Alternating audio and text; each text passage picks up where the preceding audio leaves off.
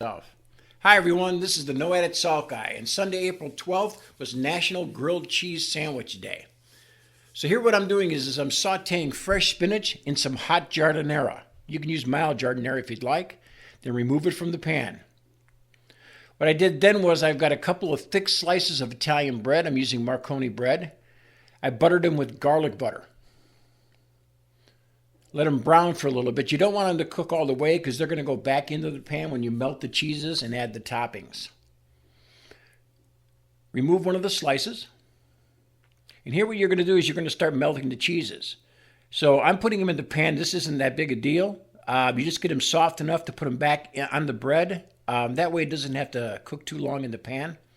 I'm using asiago. I'm using provolone. I'm using fontina. And I'm using mozzarella cheeses. Next, add the spinach back in and some sliced Roma tomatoes and let those saute a little bit. You noticed I pulled the pan a little bit off of the burner. That way the sandwich itself doesn't burn on the bottom, and all you're doing is really sauteing the tomatoes and the spinach. Put the other slice on top of it and cover it. Let the cheeses melt. Here, I'm just going to flip the sandwich and serve. Beautiful, isn't it? No added salt guy. Less salt every day.